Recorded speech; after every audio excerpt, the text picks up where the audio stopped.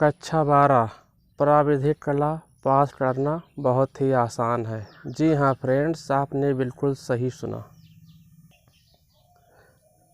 Friends, आज मैं आप लोगों को 2020 में जो प्राविधिक कला का पेपर हुआ था उसी पेपर को दिखाकर आपको ये साबित कर देंगे कि वास्तव में प्राविधिक कला जो होता है बहुत ही आसानी से पास किया जा सकता है। तो चलिए देर न करते हुए आज की वीडियो को शुरू करते हैं। ये पेपर जो आप देख रहे हैं ये सन 2020 चित्रकला प्राविधिक कला का पेपर है, जिसको विद्यार्थी अगर देख लेते हैं तो उनको कक्षा 12 में जो एक विषय से प्राविधिक कला कर रहे हैं उनको बहुत ही मदद मिलने वाली है। जी हाँ फ्रेंड्स, इस वीडियो को बनाने का मेरा मकसद यही है कि हमारे कुछ साथी पूछ रहे थे कि सर प्राविधिक कला को पास करने के लिए कितने नंबर की ज़रूरत पड़ती है, क्या इसका पेपर आसान होता है या इसका पेपर कठिन होता है। तो आज इन सभी सवालों का जवाब आपको इस वीडियो में मिलने वाला है, तो आप इस वीडियो को एंड तक ज़रूर देखिएगा। इस पेपर में लिखा हुआ है चित्रकला प्राविधिक कला 2020। यहाँ पर समय दिया हुआ है, समय 3 घंटे 15 मिनट है और इसका पूर्णांक जो है 100 नंबर का है। नोट लिखा हुआ है कि प्रारंभ के 15 मिनट परीक्षार्थियों को प्रश्न पत्र पढ़ने के लिए निर्धारित हैं, यानी 15 मिनट पहले आपको पेपर मिल जाएगा। आप लोग उस 15 मिनट में आसानी से उस पेपर को बेकायदे से समझिए, उसके बाद ही हल करना शुरू कीजिए ताकि आपका कोई भी प्रश्न गलत न होने पाए। यहाँ पर दिया जा रहा निर्देश, अपना अनुक्रमांक मुख्य पृष्ठ पर एवं उसमें रखे प्रत्येक ड्राइंग शीट पर स्पष्ट रूप से अंकों तथा शब्दों में ऊपरी दाहिने कोने पर लिखिए तथा कक्ष निरीक्षक से स्पष्ट हस्ताक्षर भी करवाइए। प्रत्येक ड्राइंग शीट पर केंद्र व्यवस्थापक का मुहर युक्त सील लगवाएं। जी हाँ फ्रेंड्स, जब भी आप पेपर देने जाएं तो आप जो है मतलब अपने पेपर और कॉपी दोनों पर देख लीजिए कि इस पर जो है मुहर लगी हुई है विद्यालय की या नहीं लगी हुई है। नहीं तो पेपर देने के बाद अगर वो पेपर बोर्ड में जाएगा तो फर्जी मान लिया जाएगा अगर उस पर विद्यालय का मुहर नहीं लगा होगा। फिर आगे दिया जा रहा है कि संपूर्ण प्रश्न पत्र जो है 6 खंडों में विभाजित है और सभी खंड करने जो है अनिवार्य है। आवश्यकता अनुसार ड्राइंग कागज पर दोनों ओर चित्र बनाइए। रफ कार्य साधारण श्वेत पत्र पर यानी सफ़ेद कागज पर कीजिए और उस पर अपना अनुक्रमांक लिखिए। उसे भी ड्राइंग कागज के साथ संलग्न कर दीजिए, यानी जिस पर आपने रफ कार्य किया है उसको भी बोर्ड के लिए प्रस्तुत करना होगा, यानी उसको भी जमा कर देना होगा। आगे चलते हैं। आगे दिया जा रहा कि मूल्यांकन में सुंदर संयोजन, स्वच्छता तथा सुंदर कार्य के लिए विशेष अंक दिया जाएगा।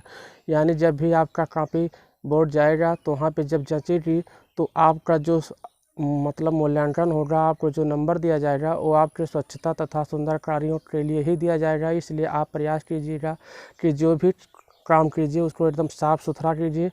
और नीचे दी गई है कि मतलब दी हुई रेखाएं रचनात्मक रेखाएं तथा अभीष्ट रेखाएं स्पष्ट हों। मतलब जो भी रेखाएं आप बनाएं, जब भी आप किसी चित्र का निर्माण करें तो आप जो रेखाएं खींचिए वो एकदम स्पष्ट होनी चाहिए कि दिखाई पड़े। फिर दिया जा रहा है केंद्र व्यवस्थापक के हस्ताक्षर युक्त मुहर आपने प्रत्येक ड्राइंग शीट पर ज़रूर लगवाएं, अन्यथा आपकी जो भी बोर्ड कॉपी होगी वो बोर्ड परीक्षा में जाने के बाद उसको जाँची नहीं जाएगी और इससे आपका नुकसान हो सकता है। यहाँ से शुरू होता है हमारा खंड आ। खंड आ को इंग्लिश में सेक्शन ए कहा जाता है।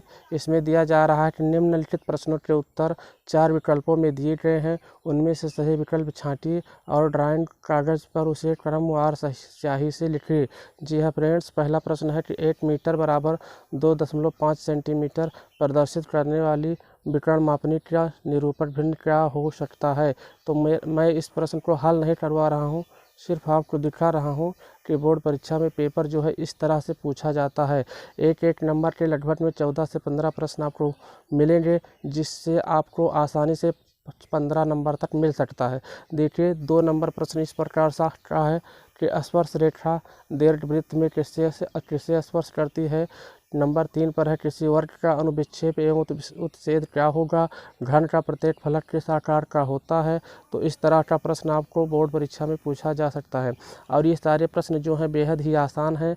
और हमारे यूट्यूब चैनल के प्लेलिस्ट में जाकर आप देखिए, इन सब के ऊपर हमने पहले से ही वीडियो आपके लिए बना रखी है। आप उन वीडियो का भी सहारा ले सकते हैं। और नहीं तो एक दो किताबें भी ले लीजिए जो मात्र 50 से 60 रुपये के आसपास आती है, और अपनी उस तैयारी में शामिल कीजिए। यहाँ पर दिया जा रहा है कि निरूपक भिन्न की इकाई क्या होती है। तो इस तरह से जो है आपको बहुत सारे प्रश्न देखने को मिलेंगे जो आपके बोर्ड परीक्षा में बेहद ही आसानी से मतलब कि हल हो जाएंगे। देखिए यहाँ पर दिया हुआ है कि ठोस में आयताकार फलक होता है, तो शंकु में होता है, कि घन में होता है, समपार्श्व में होता है, सूची स्तंभ में होता है। इसको अगर आप आसानी से याद करें तो बहुत ज़्यादा से ज़्यादा 1-2 महीने में आप जो है प्राविधिक फलक को बहुत ही अच्छी तरह से तैयार कर सकते हैं। और इस तरह से यह और नीचे भी प्रश्न होते हैं कि एक घन में कितने फलक होते हैं, विकर्ण मापनी पर कितनी माप दिखाई जा सकती हैं। इस तरह के प्रश्न जो हैं आपके बोर्ड परीक्षा में आए हुए हैं। यहाँ पर दिया हुआ है कि आर्ट शब्द की रचना करने के लिए कुल कितने खानों का अनुपात होना चाहिए, या एक साधारण ईंट का सम्मुख दृश्य क्या होता है। इस तरह का प्रश्न जो है आपको बार बार मिलेंगे। तो यहाँ देखिए, ये लगभग में 10 प्रश्न ऐसे थे जो 1-1 नंबर के थे। उसके बाद यहाँ से शुरुआत हो जाती है खंड बा, यानी जिसको इंग्लिश में कहते हैं सेक्शन बी के। इसमें कहा जा रहा है कि 2.8 सेंटीमीटर की ऊंचाई में जो है इस शब्द को लिखना है। या तो आप प्राविधिक लिखिए, यानी या तो हिंदी में लिखिए या तो इंग्लिश में लिखिए। अगर इस शब्द को आप लिख देते हैं तो आपके लिए 6 नंबर निर्धारित किया जाएगा। यानी इसी को लिख देने से आपको 6 नंबर आसानी से मिल जाएगा। या तो प्राविधिक लिखिए और उसको खूब डिजाइन से, मतलब 2.8 सेंटीमीटर की ऊंचाई में प्राविधिक शब्द पटरी और पेंसिल की सहायता से लिख दीजिए। या फिर आप टेक्निकल शब्द, उसी हिंदी को मतलब प्राविधिक को टेक्निकल भी कहा जाता है, तो चाहे आप हिंदी में लिख दें प्राविधिक पटरी और पेंसिल की सहायता से 2.8 सेंटीमीटर की ऊंचाई में, तो आपको 6 नंबर मिलेगा। या फिर आप इंग्लिश में टेक्निकल शब्द लिखते हैं उसी पटरी और पेंसिल की सहायता से, तब भी आपको 6 नंबर मिल जाएंगे। और इस तरह सा का दूसरा प्रश्न आपको मिल रहा है कि 10 मिलीमीटर की ऊंचाई में हिंदी अथवा अंग्रेजी की तिरछी छपाई वाले अक्षरों में निम्नलिखित वाक्य लिखिए।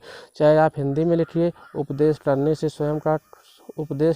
स्वयं करना भला है, तो ये भी आपका 6 नंबर का है। चाहे आप इस शब्द को हिंदी में लिख दें पटरी और पेंसिल की सहायता से तिरछी ऊंचाई में, जो है उपदेश करने से स्वयं करना भला होता है। अथवा आप चाहें तो इसी चीज़ को इंग्लिश में भी लिख सकते हैं, उपदेश करने से स्वयं करना भला है। इसको इंग्लिश में कहते हैं एग्जाम्पल इज बेटर दैन प्रिस्पेक्ट। यानी इस शब्द को आप इंग्लिश में लिखते हैं तब भी आपको 6 नंबर मिलेगा। अथवा अगर आप इन दोनों को नहीं करना चाहते हैं तो आप इसको कर सकते हैं कि एक विकर्ण मापनी की रचना कीजिए। इसमें 1 मीटर की दूरी 5 सेंटीमीटर से प्रदर्शित की गई है।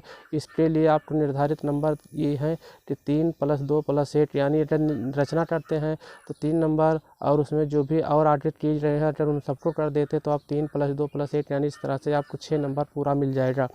चलिए आगे चलते हैं। इस तरह से हमारा खंड सा का शुरुआत हो जाता है। खंड सा जो है इसको सेक्शन सी कहते हैं। इसमें कहा जा रहा है कि किसी वृत्तपात के क्षेत्रफल के बराबर एक त्रिभुज की रचना कीजिए। अगर आप इस रचना को कर देते हैं तो आपको यहाँ से 16 नंबर आसानी से मिल जाते हैं।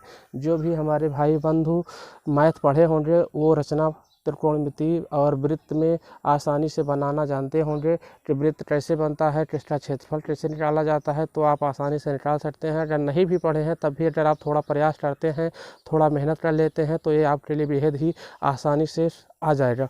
आगे चलते हैं, देख लीजिए। अथवा उसको नहीं कर सकते तो आप इसको कर दीजिए कि एक चतुर्भुज आधार के क्षेत्रफल के बराबर एक त्रिभुज बनाइए जिसका आधार का कोण 45 अंश का हो तथा त्रिभुज का आधार चतुर्भुज की एक भुजा के पर स्थित हो। इस तरह से अगर आप बना देते हैं तब भी आपको वही 16 नंबर मिलेंगे। चलिए 3 नंबर प्रश्न की ओर चलते हैं। यहाँ से हमारा शुरुआत हो जाता है खंड दा की, और खंड दा को सेक्शन सी कहते हैं। इसमें कहा जा रहा है कि एक 4 सेंटीमीटर भुजा वाले समचतुष्फलक का उत्च्छेद और अनुविच्छेद खींचिए जबकि आधार की एक भुजा उस ऊषा के साथ 45 अंश का कोण बनाती है। तो इसके लिए भी आपको जो है 16 नंबर निर्धारित किए गए हैं। अगर आप इसको करना चाहें तो इसको कर सकते हैं, अन्यथा अथवा शब्द का लाभ उठाइए और इसके लिए आपको ये दूसरा चित्र रचना बनाना होगा कि षटभुजाकार सूची स्तंभ त्रिभुजा 3 सेंटीमीटर तथा की ऊंचाई 5 सेंटीमीटर त्रिभुजाकार सतह पर क्षैतिज समतल से 60 अंश का कोण बनाता है तथा ऊर्ध्वाधर स्तंभ समतल के लंबवत है। सूची स्तंभ का उच्छेद और अनुविच्छेद कीजिए, इसको कर देते हैं तब भी आपको 16 नंबर मिलेगा। यानी काम थोड़ा ही है लेकिन नंबर आपको बहुत हाई फाई मिल रहे हैं। 16 नंबर, 8 नंबर, 6 नंबर, इस तरह से आपको बहुत ही आसानी से अच्छे नंबर मिलने वाले हैं। आगे चलते हैं, देख लेते हैं। यहाँ से शुरुआत हो जाती है खंड ई की। खंड ई इसको कहा जाता है सेक्शन ई। यहाँ पे लिखा जा रहा है कि एक लकड़ी के टुकड़े के ऊपर दूसरी लकड़ी का टुकड़ा आड़े तिरछे में रखा हुआ है। इसका सममित चित्र बनाइए और टुकड़े की नाप इस रूप में है 10 सेंटीमीटर, 5 सेंटीमीटर, 2 सेंटीमीटर। अगर इसको कर देते हैं तब भी यहाँ से आपको 16 नंबर मिलने वाला है। अथवा इसको नहीं कर पा रहे हैं आप, तो आप इसको नहीं कर पा रहे हैं तो अथवा का लाभ लीजिए और अंग्रेजी के अक्षर एच का सममित चित्र बनाइए, यानी एच लिख देना है। इसी तरह का एच लिखना है लेकिन उसकी लंबाई चौड़ाई 4 सेंटीमीटर, ऊंचाई 7 सेंटीमीटर का होना चाहिए। और ये जिस मतलब इस तरह का होना चाहिए। जो भी हमारे भाई बंधु पॉलीटेक्निक किए होंगे उनके लिए तो बहुत ही आसान है, नहीं तो मुश्किल इस दुनिया में कुछ भी नहीं है। आप कुछ भी कर सकते हैं, कभी भी कर सकते हैं। पढ़ने और पढ़ाने की कोई उम्र नहीं होती है, सीखने की कोई उम्र नहीं होती। आप जब चाहें तब से शुरुआत कर सकते हैं। आगे चलते हैं। यहाँ से शुरुआत हो जाती है खंड फा की। खंड फा इनमें से किसी एक का चित्र बनाना है, वो भी वस्तु चित्रण। इसके लिए आपको टोटल 30 नंबर मिलने वाला है और ये तो बहुत ही आसान है। आप देख लीजिए, इसको बनाना बहुत ही आसान है। आप चाहें तो हैंडमेड कागज़, कार्टेज अथवा पेस्टल कागज़ पर अपने सम्मुख रखी हुई वस्तुओं के समूह का चित्रण कीजिए तथा पोस्टर रंग, जल रंग, पोस्टल रंग, आयल पेस्टल अथवा कलर पेंसिल से बनाइए। चित्र 25 सेंटीमीटर से छोटा ना हो कहा जा रहा है। वस्तु समूह के साथ पृष्ठभूमि के अंतर्गत वस्त्र विन्यास तथा जड़भूमि का उचित चित्रण कीजिए। वस्तुओं के समूह चित्रण करते समय निम्नलिखित बातों का ध्यान भी रखना है। वस्तुओं का उचित आकार का अनुपात भी होना चाहिए। वस्तुओं के वास्तविक रंग से समीपता को ध्यान में रखते हुए सही छाया प्रकाश एवं प्रतिछाया का अंकन करना है। इसके लिए आपको 10 नंबर दिया जा रहा है और नीचे वाले के लिए 15 नंबर। अगर वस्तु का संयोजन अच्छे से कर देते हैं तो आपको 5 नंबर मिलेगा। इस तरह से 15, 5, 20 और ये वाला 10 मिनट आपका ये 30 नंबर टोटल पूरा हो जाता है। अगर आप ये नहीं करना चाहते हैं तो आप इसको भी कर सकते हैं। ये जो है प्राकृतिक चित्रण पर आधारित है। इसको कहते हैं कि ड्राइंग शीट पर अपने सामने रखे हुए पुष्प पौधे में से कम से कम एक पुष्प अथवा एक कली का 4-5 पत्तियों की टहनी के निकास कोण, रंग और रेशे उचित रंग से चित्रित हुई दिखाई दें। चित्र को जल रंग अथवा पोस्टल रंग द्वारा पूर्ण कीजिए। चित्र 25 सेंटीमीटर से छोटा ना हो। पत्ते और पुष्पों की ताजगी तथा रंग अपने प्राकृतिक रूप में दिखाने का प्रयास करें। अगर आप ऐसा कर देते हैं तो पौधे का उचित आकार और प्राकृतिक विन्यास के लिए आपको 10 नंबर मिलेंगे। पारदर्शी एवं आकर्षक रंग योजना के लिए आपको 15 नंबर मिलेगा और प्राकृतिक सौष्ठव एवं निकास कोण के लिए आपको 5 नंबर मिलेगा। इस तरह से आपको यहाँ से भी 30 नंबर मिलने वाले हैं। या फिर आप चाहें तो अथवा का लाभ ले सकते हैं। अगर आप उसको नहीं करना चाहते तो आप स्मृति चित्रण पर आधारित कुछ प्रश्नों का जवाब दे सकते हैं।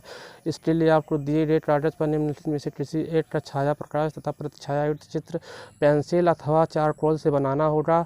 यानी आपको या तो पेंसिल से बनाना होगा या तो चारकोल से बनाना होगा। और चित्र की माप जो है लगभग में 20 सेंटीमीटर से होनी चाहिए। इसके लिए भी आपको 30 नंबर ही मिलेंगे।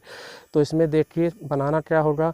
पौधे रोपता हुआ लड़का, यानी एक लड़के का चित्र ऐसा बनाना है जो पौधे की रोपाई कर रहा हो, या बिल्ली या हिरण बना सकते हैं।